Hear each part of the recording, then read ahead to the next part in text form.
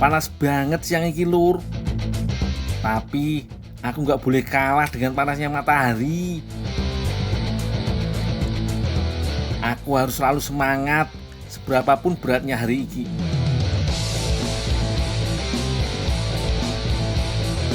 Aku baru pulang dari kebun mengambil kayu bakar.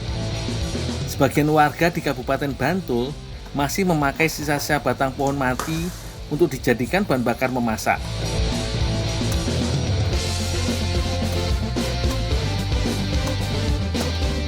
Karena sekali mengambil kayu bisa 5-6 batang, makanya aku harus pakai gerobak supaya lebih gampang mengangkutnya.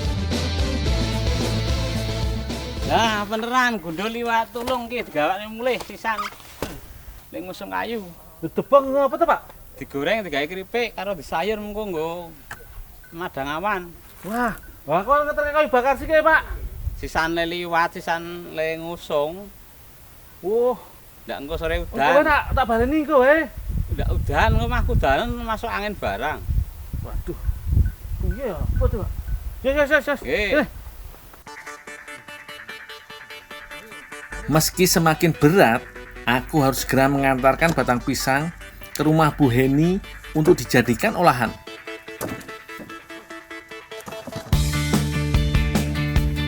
Yes, tak. Terke saya. Nggih. Kasian toh kalau produksinya harus tertunda gara-gara batang pisangnya telah datang. Iso-iso aku yang nanti disalahkan.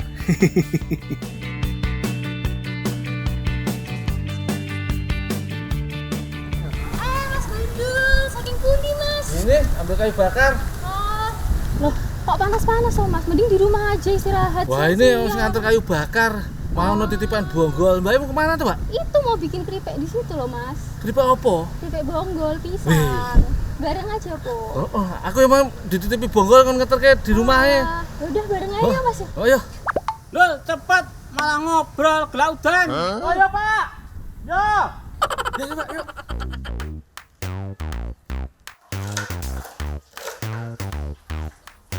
Kenalin lur, ini Bu Heni yang punya usaha UKM keripik.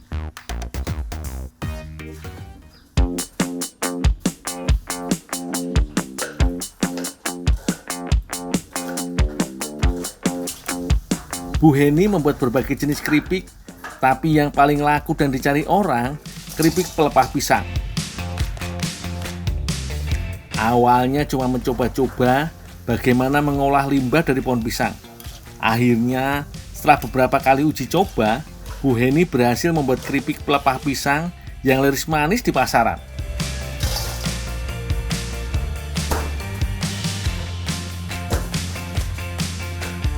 Batang pisang dikupas sampai terbagi menjadi lembaran-lembaran. Kupas sampai terlihat batang ares di bagian dalam yo lur.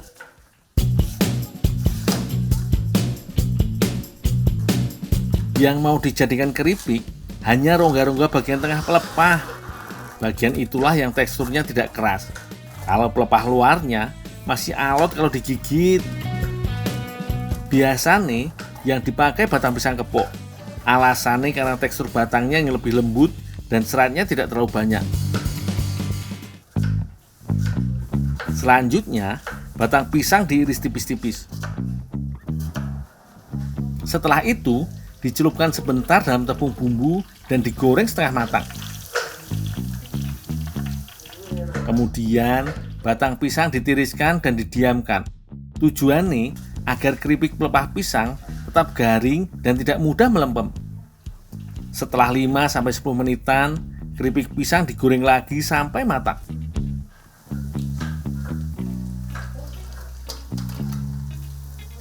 Duh, engko nak kuwi apa? Teboke wis entek. Kayak sisan dikumbahke sisan ya ares arep dimasak. Oh, ya, Bu. Semua, Bu. Ya, dua aja. Ya.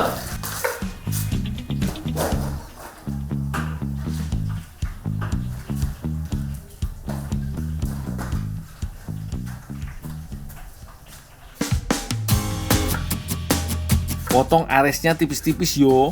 Setelah itu, masukkan ke wadah berisi air bersih. batang tanaman pisang yang tidak cepat diolah gampang menghitam, Lur. Tapi tenang, aku punya tips supaya kualitas batang pisang tetap bagus saat mau diolah. Teman-teman, ada tips nih gimana caranya masak ares atau batang pisang supaya enak nih. Nah, caranya batang pisang setelah dipotong-potong nih, dia dikasih garam dulu, diremas-remas, baru dicuci. Fungsinya untuk menghilangkan getah yang masih tersisa di ares atau batang pisangnya. Boleh dicoba. Setelah bersih semua, aku tinggal mengantarkan ke Mbak Via. Katanya mau diolah jadi sayur ala India yang lezat.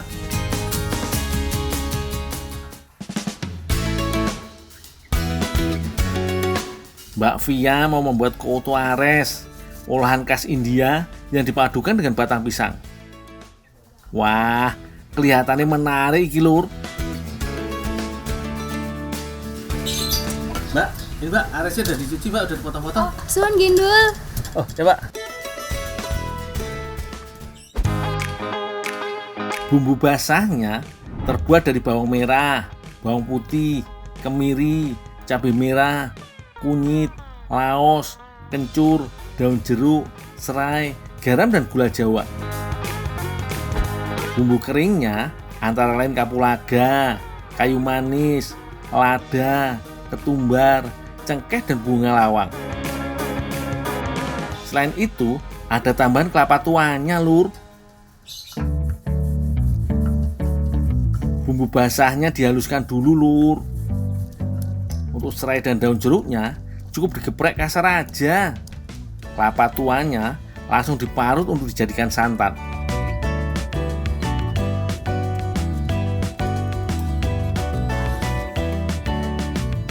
Aresnya harus direbus sampai setengah matang, jadi lebih cepat matang waktu dimasak dengan bahan lainnya.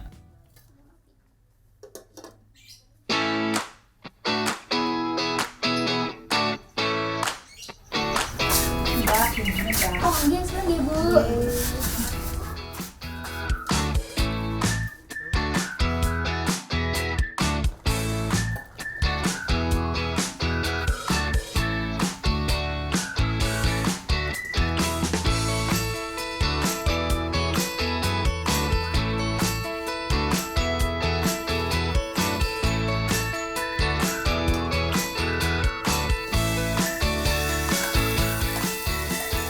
Bumbu ditumis dalam minyak panas.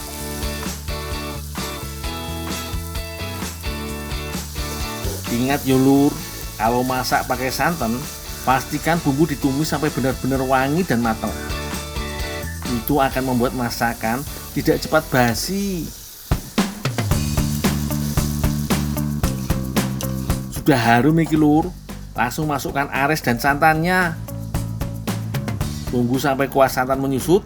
Tandane coto ares siap disajikan.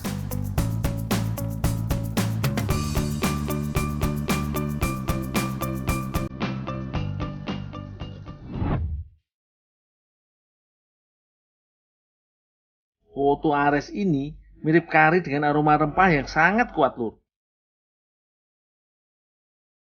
Selain itu, cabai rawitnya akan menambah rasa pedas dan nikmatnya coto ares.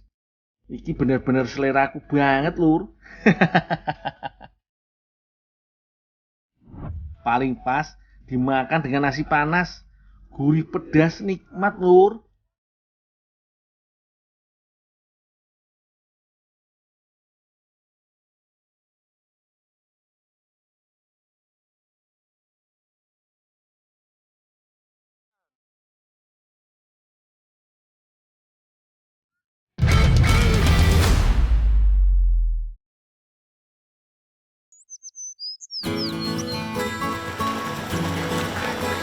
Hari ini, aku mulai dengan keseruan di pematang sawah. Kawanan bebek ini memaksaku untuk berolahraga pagi. Menangkap mereka gampang-gampang sulit. Semakin dikejar, bebek akan semakin panik dan berlari ke sana kemari. Tentu saja, aktivitas ini kulakukan bukan sekedar untuk bermain-main. Namun, bebek ini akan kumasak dengan olahan kesrut ala Banyuwangi. Hanya saja kali ini olahannya istimewa, yakni dengan campuran kulit kopi.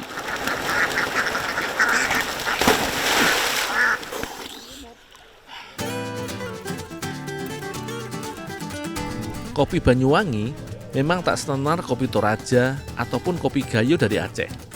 Namun, kenikmatannya tak perlu diragukan.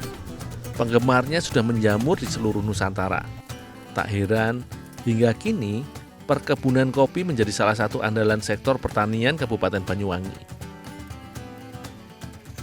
Masyarakat lokal pun senang karena bisa terus memetik rezeki dari alam sendiri.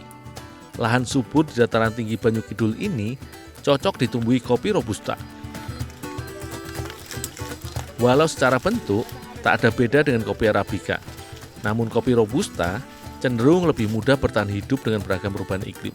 Demikian juga dengan serangan hama, daya tahan Robusta sangatlah baik. Kelebihan ini didapat karena adanya kandungan asam klorogenat dan kafein yang tinggi. Itulah mengapa di masa panen, tanaman kopi Robusta bisa menghasilkan lebih banyak ketimbang Arabica.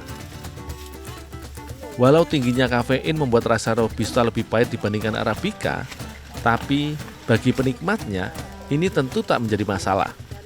Tak heran, permintaan pun terus berdatangan. Namun, karena panen tiap pohon tak melulu serempak, ada saja buah-buah kopi Robusta yang matang belakangan. Bibit yang baik tentu harus diolah pula dengan cara yang baik pula. Walaupun dengan peralatan sederhana, namun ketepatan dalam pengolahan tetap nomor satu. Pak, ini tambahan kopi taruh mana, Pak? Masuk sini, Langsung masuk? Ya, oh ya. masuk, ya. Buah kopi masak yang dibawa dari kebun langsung melewati tahap pengupasan kulit sesaat setelah dipetik. Karena jika tak segera diproses setelah dipetik, kualitas kopi akan menurun. Alat pengupas manual ini memang sengaja dipilih agar mudah dibawa dan pengupasan kulit buah bisa segera dikerjakan tak jauh dari kebun. Hasil proses ini adalah biji kopi yang masih dilapisi kulit tanduk yang cukup keras, atau biasa disebut kopi HS. Bersama salah satu warga di desa, aku akan segera mengolah limbah produksi ini dengan bebek yang kutangkap tadi menjadi olahan kesrut. Sayur kesrut atau uyah asem bebek adalah kuliner Banyuwangi yang dikenal mampu menggoyang lidah, meski bumbunya sangatlah sederhana. Lihat saja aneka bumbu yang sudah disiapkan Mbak Win, yakni cabai rawit, cabai merah besar, bawang merah, gula, garam, lengkuas, asam kandis, dan belimbing wulu. Perpaduan bumbu ini bisa menghasilkan rasa asam dan pedas yang tentunya membuat siapapun ketagihan. Di beberapa tempat ada pula yang menambahkan terasi pada bumbu kesrut. Tentu saja ini kembali pada selera masing-masing. Cerita yang beredar di masyarakat berkata, kesrut berasal dari kata serut-serut, yakni bunyi yang timbul saat orang menyantap kuahnya dengan cara dihirup lewat mulut. Bagaimanapun sejarahnya, yang jelas ini adalah panganan nikmat yang wajib dicoba bila berkunjung ke Banyuwangi. Sementara Mbak Win menghaluskan bumbu, aku pun merebus kulit kopi yang sudah dicuci sebelumnya. Selain membuat tekstur lebih lunak, proses ini juga membuat aroma kopi larut dalam masakan. Tak perlu takut bila kulit kopi masih mengandung kafein. Sebuah penelitian di laboratorium Jerman menyebutkan kandungan kafein dalam kulit kopi sangat rendah. Di dalamnya pun tak ditemukan rasa pahit seperti halnya kopi. Di benua Eropa, khususnya negara penghasil kopi, masyarakat telah lama mengolah kulit kopi menjadi minuman teh. Mereka biasa menyebutnya cascara, yang dalam bahasa Spanyol artinya kulit. Tak perlu menunggu lama, rebusan kulit kopi sudah bisa dicampur bumbu. Cara masaknya sangatlah sederhana dan cepat. Yang tak boleh dilupakan sebagai bumbu wajib dari kesrut adalah belimbing wulu. Inilah pemberi rasa asam yang menjadi daya tarik penikmatnya. Bagi yang selera, boleh saja menambahkan lebih banyak belimbing wulu ataupun jeruk purut. Ketika kuah sudah mendidih Daging bebek yang sebelumnya sudah direbus bisa langsung dicampurkan. Semuanya diaduk hingga bumbu meresap. Meski tampilannya sederhana, namun aroma kesrut bebek ini sangatlah menggoda. Aroma pedas cabai rawit berpadu dengan wangi asam yang kuat, sangat menggugah selera, terlebih dengan asap yang mengepul di atasnya. Tentu saja, aku sudah tidak sabar menyajikan kesrut istimewa ini kepada masyarakat desa Seragi yang sudah menunggu.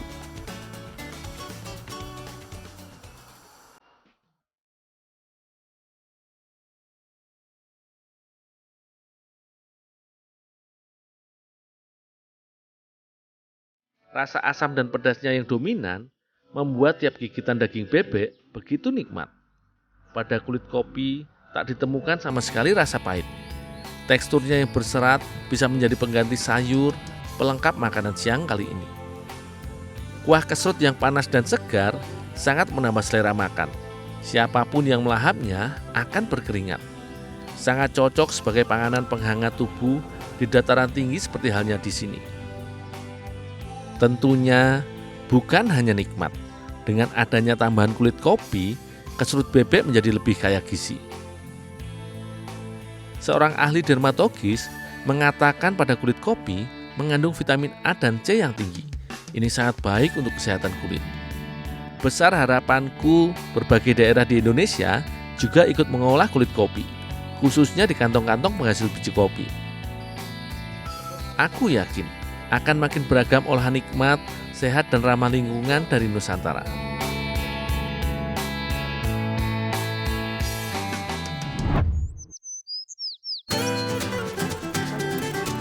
Hampir setiap orang menyukai buah-buahan, terlebih buah-buah organik yang ditanam di kebun sendiri. Tak heran, di tanah Banyuwangi yang kaya akan aneka buah, kegiatan ngerujak seperti ini menjadi agenda wajib setiap berkumpul dengan teman-teman. Aku pun salah satu penggemar berat buah-buahan, khususnya buah mangga. Aroma yang wangi, daging buah yang menguning dan empuk, ditambah rasanya yang manis segar, sangat cocok dinikmati kapan saja. Terlebih lagi, bila dicampur bersama sambal ataupun garam, rasa mangga semakin memikat lidah. Kandungan vitamin C-nya yang tinggi menambah kesukaanku pada buah dengan nama latin Mangifera indica ini. Sekali makan, satu buah saja tidak akan pernah cukup. Selain buahnya, mungkin tak banyak yang tahu bahwa kulit mangga juga kaya manfaat. Bukan hanya sebagai pupuk, namun juga bagi kesehatan. Sebagian masyarakat telah lama menggunakan rebusan kulit mangga sebagai penangkal cacing pada pencernaan. Penelitian pun telah membuktikannya. Kulit mangga kaya akan zat antielementik yang baik untuk pencernaan. Kali ini, aku bersama Mbak Vivi akan mengolah kulit mangga menjadi kudapan baru, yakni kue cubit kulit mangga.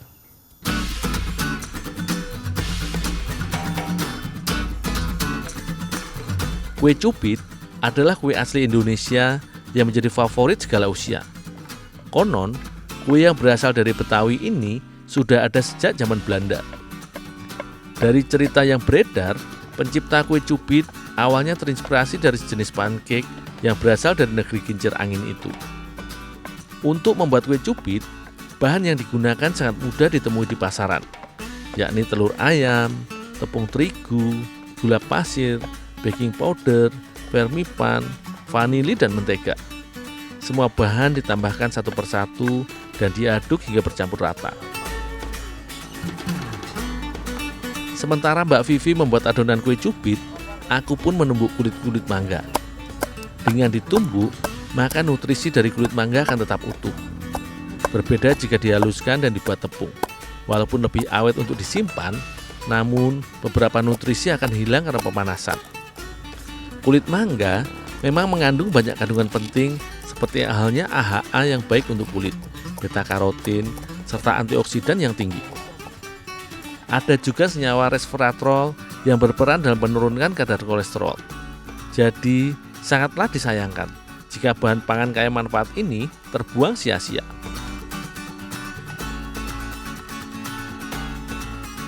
Kulit mangga yang sudah halus lantas dicampur dengan adonan kue cubit. Meski rasa asli kulit mangga pahit, namun manisnya adonan bisa menutupi rasa pahit itu. Tentu saja bila dicampur dengan merata. Setelah adonan kue cubit siap untuk dipanggang, sebelumnya Mbak Vivi mempercantik tampilan dengan memberikan aneka warna.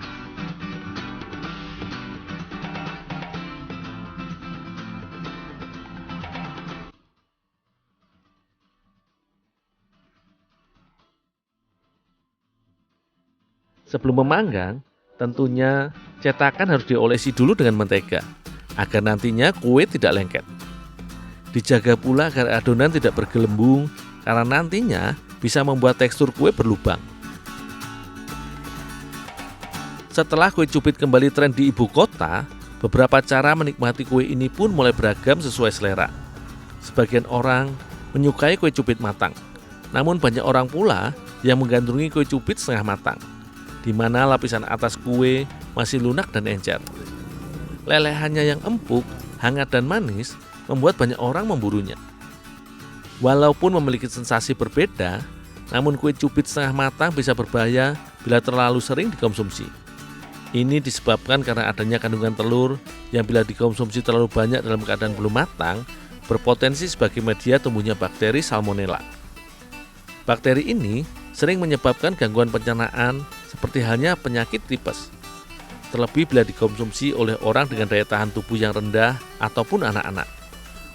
Karenanya, di saat kondisi setengah matang seperti ini, aku justru menambahkan topping aneka rasa agar menyatu dengan kue saat matang nanti. Siapapun pasti tergoda dengan tampilan kue cubit secantik ini. Aroma vanili yang harum, serta khas wangi adonan yang dipanggang, betul-betul membangkitkan selera. Selfie dulu. Mbak, terus fotoin, Mbak.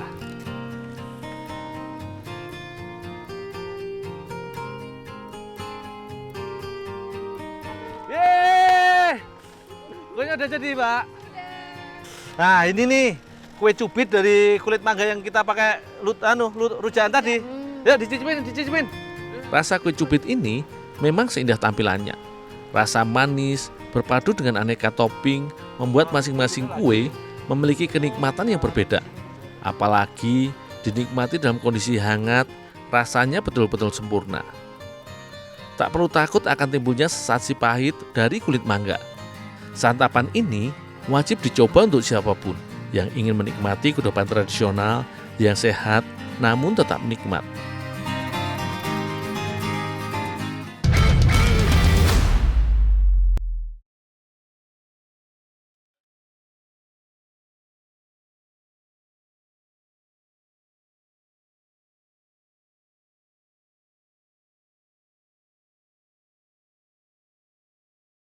Bagi masyarakat Indonesia, buah kelapa seolah merupakan bahan wajib di hampir setiap olahan makanan. Buah dari tumbuhan iklim tropis ini dikenal dan digemari oleh karena memberikan cita rasa tersendiri akan sensasi gurihnya bila dijadikan bahan makanan, baik berupa santan maupun dalam bentuk parutan. Perjalananku di Pulau Bali kali ini akan mengolah jajanan yang menggunakan campuran parutan kelapa sebagai bahan utama adonannya, yaitu kue abuk atau masyarakat Bali mengenalnya dengan nama jaje abuk.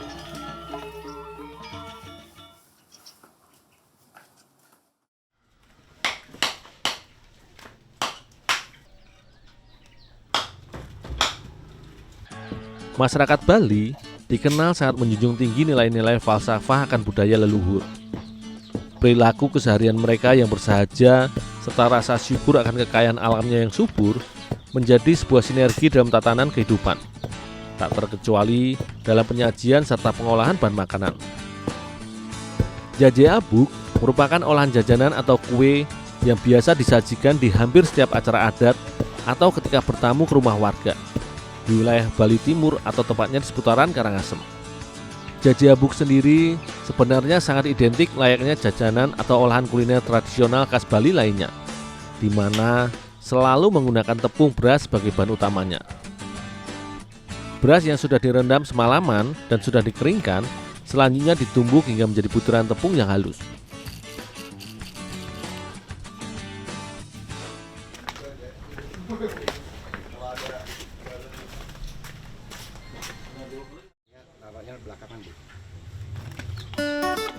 Jaje abuk termasuk dalam jenis kue basah yang proses pembuatannya bisa dibilang cukuplah sederhana dan singkat. Awalnya, tepung beras yang sudah diayak menjadi butiran tepung yang lembut dan halus, kemudian dicampur dengan parutan kelapa dan garam hingga menjadi adonan kering. Proses pembuatan jaje abuk ini sebenarnya hampir mirip dengan pembuatan kue lapis legit. Namun bedanya, proses membuat lapisan adonan dilakukan ketika adonan tepung masih kering atau mentah. Bu, adonannya udah rata nih, Bu? Ya, siapin aja bikin dapur. Oh, ya, Bu.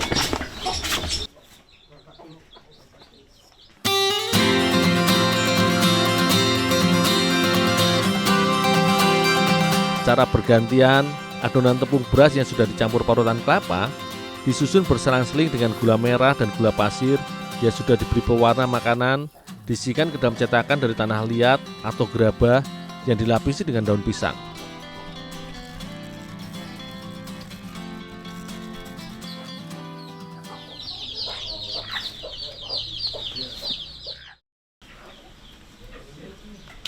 Dul, tolong ini kukus. Oh, ya, Bu. Tahapan dalam proses pembuatan jaje abuk ini sebenarnya hampir mirip dengan pembuatan kue putu yang bahan utamanya juga terbuat dari perpaduan tepung beras dengan parutan kelapa dan gula merah. Selanjutnya, adonan yang sudah tersusun berlapis di dalam cetakan kemudian dikukus sekitar 15 menit atau hingga adonan sedikit lebih padat dan keras.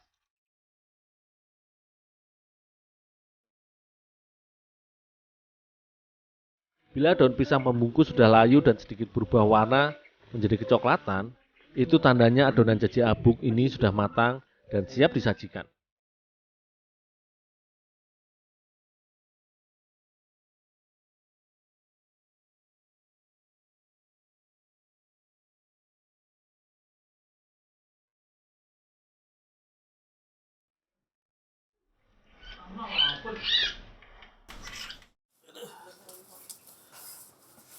Meski jaje abuk sangatlah sederhana dalam bahan dan proses pembuatannya, namun jajanan yang termasuk kue basah ini kini sudah cukup langka dijumpai. Selain itu, kue jaje abuk yang bercita rasa legit dan gurih dengan beragam warna ini tidak kalah rasanya dengan kue atau kudapan ala barat yang banyak dijual di pasaran.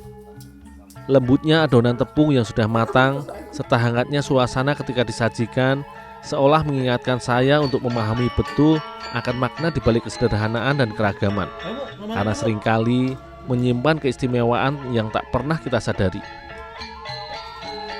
Sebagaimana layaknya falsafah hidup masyarakat Bali yang tetap sederhana dan melestarikan budaya tradisi dengan menghargai perbedaan di tengah gempuran globalisasi.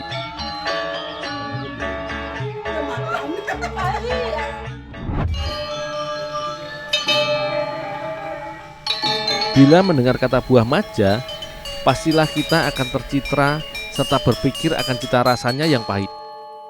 Buah dari tanaman yang dapat tumbuh di iklim tropis dan subtropis ini memang selalu diidentikan dengan mitos asal-muasal sebuah kerajaan yang pernah berjaya di Nusantara pada masa silam yang bernama Majapahit. Namun anggapan itu sedikit keliru. Buah maja atau masyarakat di sekitar Pulau Bali dan Pulau Lombok menyebutnya dengan buah bila. Justru memiliki cita rasa daging buah yang manis dan dapat dijadikan bahan olahan makanan maupun minuman yang baik untuk dikonsumsi karena kandungan gizinya. Buah maja ini nantinya akan diolah bersama Ibu Wayan dan Ibu Janji untuk dijadikan salah satu bahan campuran jajanan khas Bali, yaitu kue bantal atau istilahnya jaje bantal.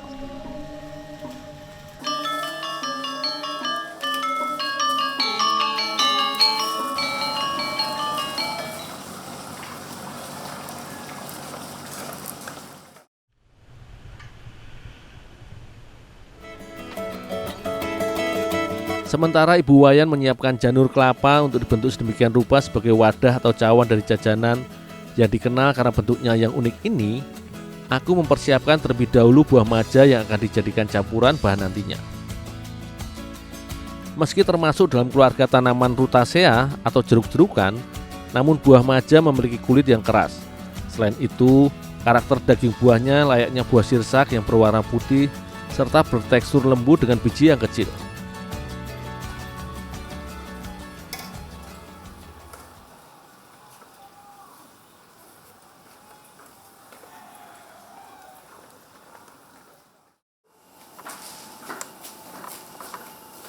Bu, Ya, ini buah majanya udah siap.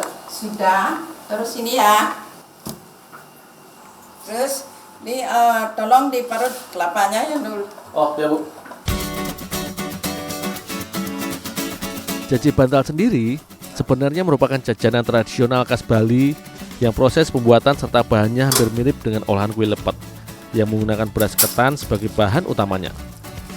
Layaknya dalam tahapan pembuatan kue lepet sejenisnya yang menggunakan beras ketan, sebelum dicampur dengan bahan lainnya, beras ketan yang telah direndam air sekitar 1 jam harus dikukus terlebih dahulu hingga setengah matang.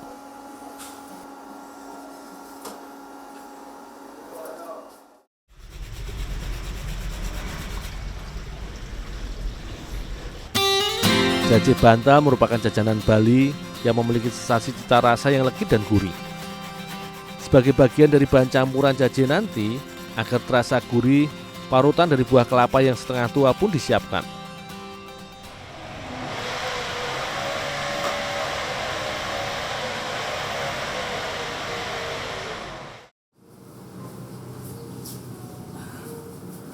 Ini Bu kelapanya Bu. Makasih.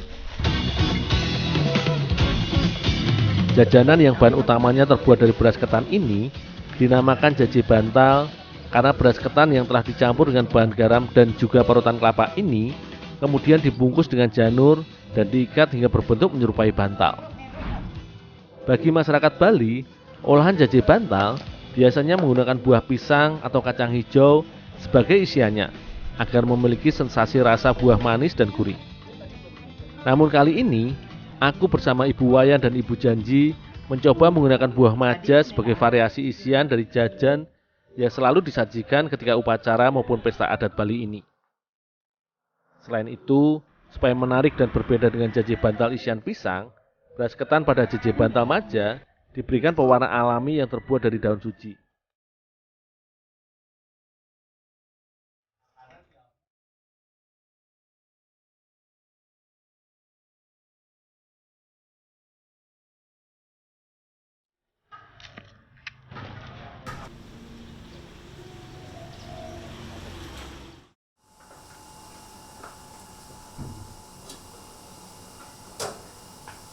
Dalam bahasa Bali, jaje memiliki arti jajan atau jajanan. Sebagai tahapan terakhir dalam pembuatan cemilan atau jajanan yang termasuk dalam kue basah ini, yaitu proses pematangan bahan dengan cara dikukus sekitar 20 menit hingga beras ketan matang sempurna dan bulat.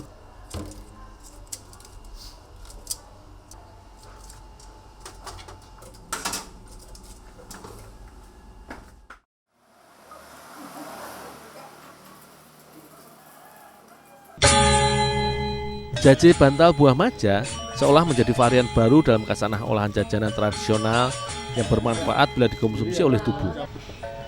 Selain memberikan cita rasa yang unik, buah maja yang juga masih kerabat dekat dengan buah kawista ini mengandung zat-zat seperti karbohidrat, protein, vitamin C, lemak, dan karotin yang berfungsi sebagai antibiotik dan mengobati disentri. Meskipun bergizi, namun mengkonsumsi buah maja haruslah berhati-hati. Hanya buah maja yang matang sempurna dan diolah dengan baik yang bisa dijadikan bahan makanan.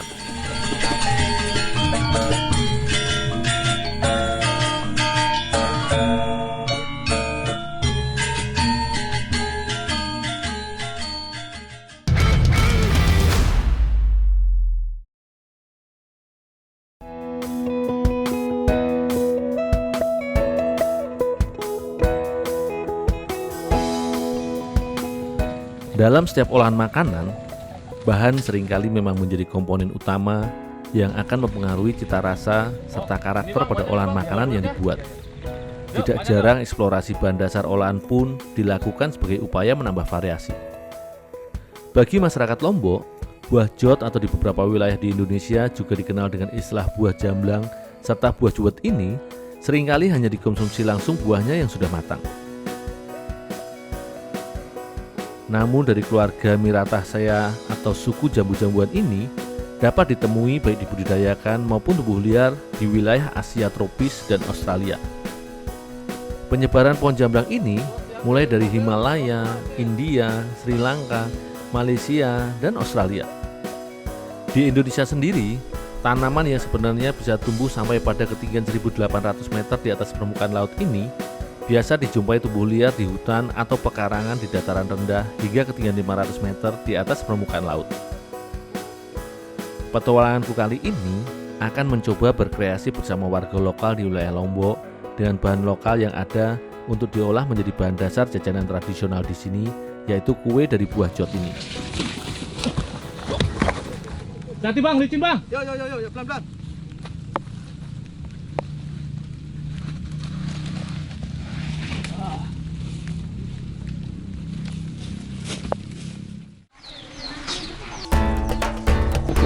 Sebelum diolah menjadi bahan jajanan atau makanan, buah juwet tentunya harus melewati beberapa tahapan agar aman untuk dikonsumsi serta mudah dicampurkan dengan bahan lainnya.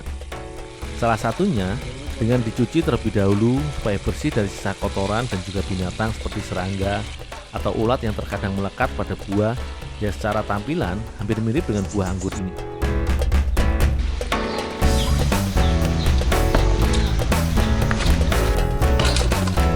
Meski buah yang bercita rasa manis asam ini biasa dimakan segar, namun di beberapa daerah di Indonesia juga sering dijadikan sebagai bahan olahan seperti manisan atau diperas air sarinya sebagai bahan minuman, sari buah, dan juga jeli.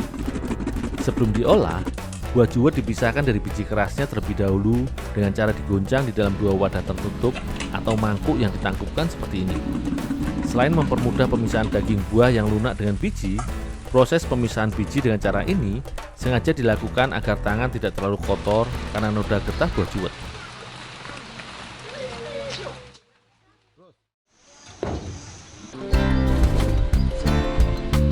Pemanfaatan buah juwet memang seringkali hanya sebatas pada olahan manisan maupun sebagai selai atau jeli. Sebenarnya, buah yang berdasarkan penelitian memiliki cukup banyak khasiat untuk pengobatan bagi tubuh ini dapat diaplikasikan ke berbagai macam olahan makanan atau jajanan. Kali ini, aku bersama warga di sini mengolah buah juwet menjadi bahan jajan tradisional jenis kue basah khas Lombok, yaitu doko-doko. Doko-doko adalah kue basah atau jajanan yang terdiri dari 2 macam komponen olahan bahan, yaitu bahan adonan dan juga bahan isian.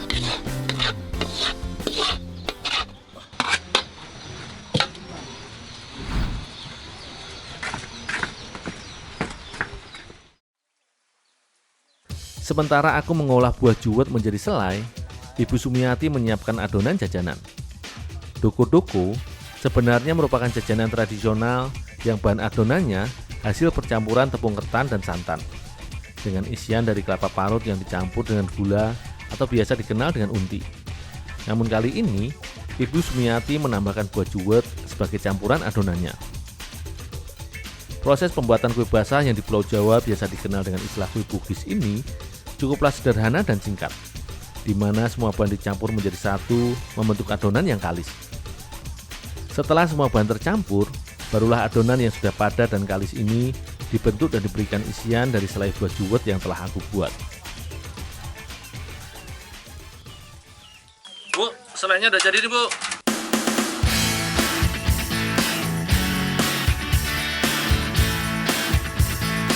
Tahap selanjutnya, adonan kue doko-doko atau di daerah Bugis juga dikenal dengan istilah roko-roko ini setelah dibentuk, kemudian dibungkus dengan daun untuk dimatangkan dengan cara dikukus.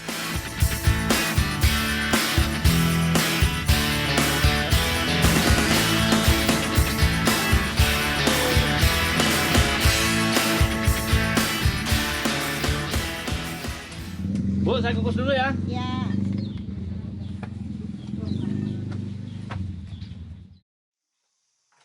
Di Indonesia, sajian makanan yang seringkali disebut jajanan atau berjenis kue basah merupakan olahan makanan yang proses pematangan adonannya seringkali dengan cara dikukus. Begitu halnya dengan jajan doko-doko ini. Adonan kue doko-doko juwet ini pun dimatangkan dengan mengandalkan panas dari uap air agar adonannya pulen dan lebih menyatu.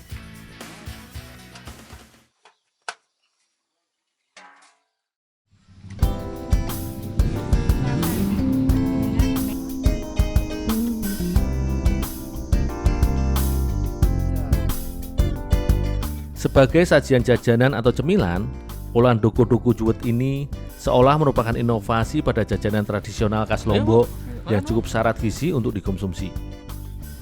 Berdasarkan penelitian, buah juwet atau jamblang ini selain kaya serat, vitamin, mineral, dan juga zat antioksidan, buah dengan cita rasa manis asam dan cenderung sepat ini juga mengandung glukosida, phytoflavin, serta antrisigen, di mana kedua zat ini membantu mengurangi kerapuan pembuluh darah kapiler pada penderita diabetes. Buah juwet juga dipercaya memiliki kandungan zat phytosterol, yaitu sejenis zat yang mencegah kelebihan kolesterol. Jadi, tak ada salahnya bila mencoba berkreasi dengan menggunakan buah yang kini sudah hampir jarang dijumpai ini sebagai bahan dasar olahan makanan yang baik untuk dikonsumsi oleh tubuh.